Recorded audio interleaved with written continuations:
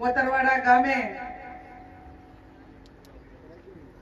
લોકસભાની ચૂંટણીના અનુસંધાને આપ સૌને માર્ગદર્શન આપવા માટે પધારેલા બનાસકાંઠા લોકસભાના ઇન્ચાર્જ અને કલોલના માજી ધારાસભ્ય મારા મોટા ભાઈ શ્રી બળદેવજી ઠાકોર સાહેબ, થરાદના માજી ધારાસભ્ય મારા નાના ભાઈ શ્રી ગુલાબજીભાઈ, જિલ્લા કોંગ્રેસ સમિતિના પ્રમુખ આદરણીય ભાઈ શ્રી ભરતસિંહજી વાઘેલા, અમારા રાજકીય સલાહકાર અને હર હંમેશા કોઈ પણ કામ કરવાનું હોય ત્યારે હું એમને વડીલ માનું છું અને પગે લાગીને આશીર્વાદ માગીએ એવા કેપી ગઢવી સાહેબ, મારા ભાઈ શ્રી ઠાકરજીભાઈ રબારી, ભાઈ શ્રી આબાભાઈ, બીકે જોશી સાહેબ, ભાઈ શ્રી નરસિંહભાઈ, આદરણીય જબરસિંહજી વાઘેલા, ભાઈ શ્રી પ્રધાનભાઈ, ભાઈ શ્રી ઈશ્વરભાઈ, બાવાજી, તુલસીભાઈ, સમગ્ર કોતરવાડા ગામના આમંત્રણને માન આપીને વધારેલા 18 આલમના મારા સર્વ વડીલો, યુવાન ભાઈઓ અને બહેનો, મારી અગાઉ તમામ આગેવાનોએ વાત કરી છે. એ વાતમાં આગળ ધપાવતા આપ સૌને હું વિનંતી કરવા માટે આવી છું કે મારા જાહેર જીવનના 28 વર્ષમાં તાલુકા પંચાયતના પ્રમુખથી કરીને આજે આ લોકસભાની ચૂંટણી 2024ની આપ સૌના આશીર્વાદથી લડી રહીશું. ત્યારે ભાઈ શ્રી બળદેવજીએ ખૂબ સારી વાત કરી કે આ ટિકિટ એ કોઈ ગેનીબેન ઠાકોરને આપી નથી. આ ટિકિટ બનાસકાંઠાની 18 આલમ અને ખાસ કરીને બનાસકાંઠા જિલ્લામાં ઠાકોર સમાજ મોટો હોવાથી આજ સુધી આ સમાજને કોઈ પક્ષે ટિકિટ નથી આપી અને કોંગ્રેસ પાર્ટી એની શરૂઆત કરી. 18 આલમ અને ઠાકોર સમાજના ભરોસે કોંગ્રેસ પાર્ટીએ પસંદગીનો કળશ ઢોળ્યો છે. આપ સૌ વડીલો અહીંયા મોટી સંખ્યામાં આવ્યા છો ત્યારે આ ચૂંટણીમાં બનાસકાંઠાના 21 લાખ મતદારો છે અને નડાબેડથી કરીને અંબાજી સુધીનો વિસ્તાર છે. સામે મશીનરી છે, પૈસા છે, પોલીસ છે, સમાજ સંગઠિત છે, સમાજ રાજકીય રીતે અગ્રેસિવ છે, એ બધું છે. પણ તમારા પાસે કોંગ્રેસ પાર્ટી પાસે સમગ્ર બનાસકાંઠામાં વોટ બેંક મોટી છે અને વોટ બેંક મોટી હોવાથી એ સરકારનો દુરુપયોગ કે સત્તાનો પોલીસનો દુરુપયોગ કરે. હું પોલીસને વહીવટી તંત્રને અનેક વખત કીધું છે અને આ ચૂંટણીની શરૂઆતમાં જાહેરનામું આજે પડ્યું છે ત્યારે કહું છું કે પોલીસનું કામ કાયદો અને વ્યવસ્થા જાળવવાનું ને તટસ્થ ચૂંટણી કરાવવાનું છે, નહીં કે કોઈને પોલીસ સ્ટેશનમાં બોલાવીને ધમકાવવા કે ખોટા કેસો કરવા કે આવનાર સમયમાં જોઈ લેશું એવી ધમકી આપવાનું કામ એ પોલીસનું કે વહીવટી તંત્રનું નથી. અને એમને આપણા માધ્યમથી કહેવા માંગુ છું કે સરકારો કાયમ એક રહેવાની નથી, સરકારો બદલાવાની છે અને બદલાવાની છે ત્યારે પોતપોતા વિભાગ એ વિભાગનું કામ કરે એવી હું એમની પાસે લોકશાહી ઢબે અપેક્ષા રાખું છું. આપ સૌ અહીંયા આજે અમારા મહેમાન બન્યા છો.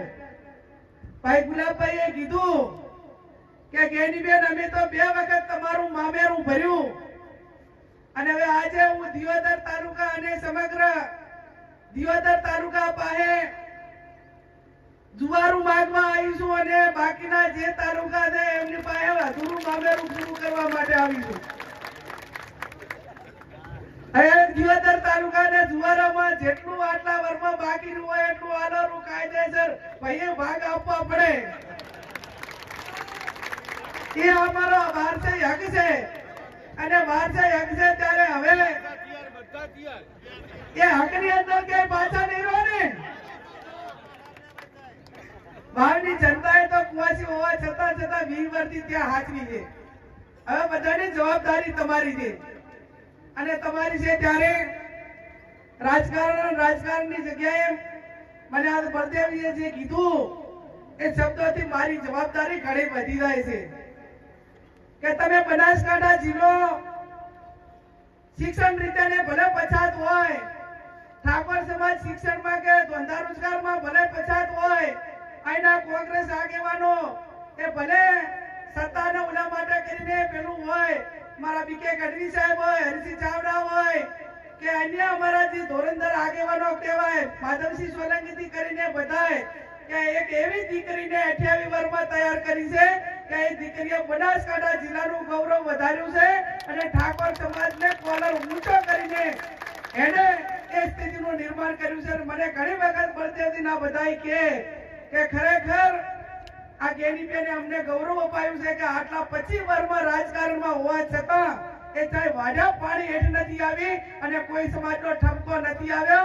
ત્યારે સાહેબ હું તમને ખાતરી આપું છું, મોવડી મંડળને અને સમાજના આગેવાનોને પણ ખાતરી આપું છું કે તમારી બેન દીકરી, તમારી વહુવર ચાહે કોઈ પણ પરિસ્થિતિનું નિર્માણ થાય, ઘણા બધા પૈસા માટે અને સત્તાઓ માટે અને એને ના રાજીનામા આપવાના હોય, જેની પરિસ્થિતિઓ સારી હોય છતાં પણ કોઈક ને કોઈ કારણોસર ધારાસભ્યોમાંથી મને ચૂંટાણા પછી 17 જેટલા ધારાસભ્યોએ રાજીનામું આપ્યું અને એ ટાઈમે પણ મેં કીધું હતું કે જ્યારે હું આ વિધાનસભાની ચૂંટણી લડતી હતી, મારો રાગા નેડાનો ઠાકોર સમાજ એ કોલસા પાડીને બીજેથી મતદારો લાવતા હતા અને એ ટાઈમે એમને મને કીધું હતું કે અમારી બેન માટે અમે કાળી મજૂરી કરશું પણ આ ચૂંટણી જીતાડશું અને એવા લોહીના પરસેવાના પૈસે હું ચૂંટણી જીતી હોઉં ને ત્યારે મને એમનો વેપાર કરવાનો કોઈ અધિકાર નથી અને જો વેપાર કરું તો કુદરત મારું હાથ ભેડીએ પણ સારું ન કરે. અને જ્યારે મારી જવાબદારી છે કે જે પાર્ટીમાં કે જે સમાજે કે જે મતદારોએ મોટી કરી હોય એમને મોટા કરવાની જવાબદારી મારી છે.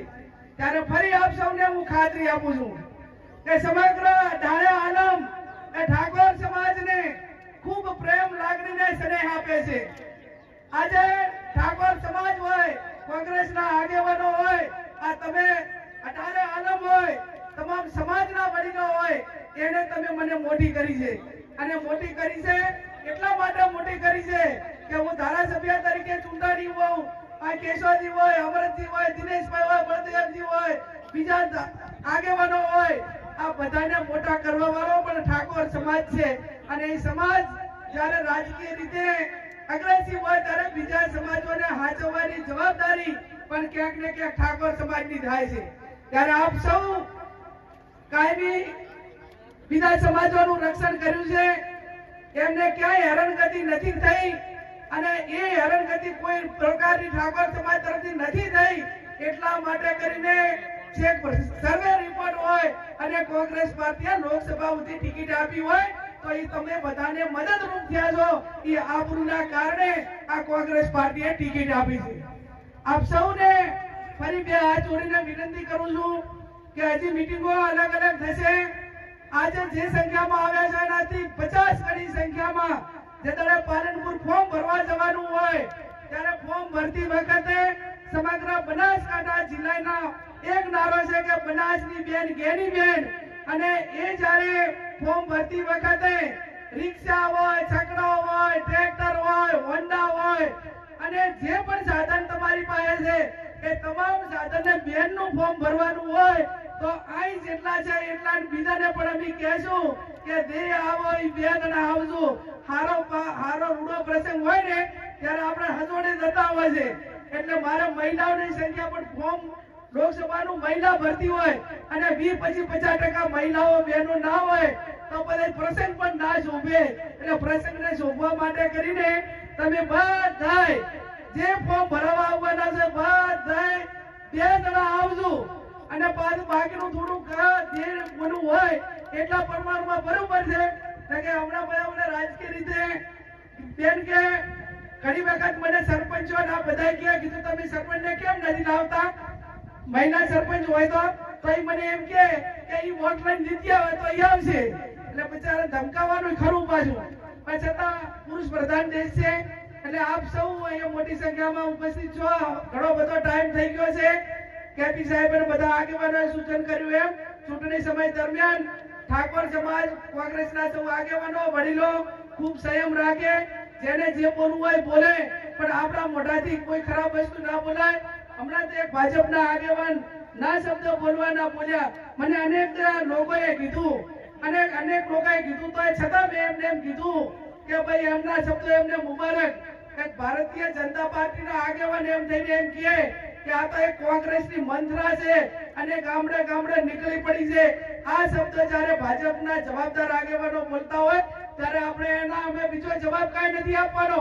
જવાબ એટલો જ આપવાનો છે, ચૂંટણીમાં જવાબ આપવાનો છે કે અમારી બેન દીકરી એ મંત્રા હતી કે અમારી બેન દીકરી લોકોની સેવક હતી.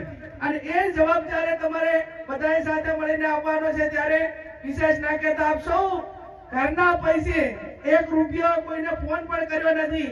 માત્ર પોતપોતાના સાધન લઈ અને આયા છો. આ લોકસભાની ચૂંટણી છે, મારા કને કાંઈ નથી, તમે દુવારું હાલો એટલું જ છે, જે હાલો એટલું. એટલે પોતપોતાના દુવારા દિયોદર તાલુકો દુવારામાં પોતપોતાના ગામનો ખર્ચો ઉપાડી દે જે હોય એટલો, અને બાકીના જે તાલુકા છે એ અધૂરું મામેરું હતું એ પૂરું કરે. આટલો જ શબ્દ સાથે આપ સૌ મોટી સંખ્યામાં આવી અને અમને બધાને મનોબળ પૂરું પાડ્યું. ઠાકોર સાહેબનો બધા આગેવાનોનો ખૂબ ખૂબ હૃદયપૂર્વક આભાર માનું છું. અને હવે પછી જ્યારે જિલ્લા પંચાયતની સીટ વાઇઝ મીટિંગ થાય એ ટાઈમે પણ આપ સૌને કહેવડાવશું. આપ બધાનો ખૂબ ખૂબ હૃદયપૂર્વક આભાર.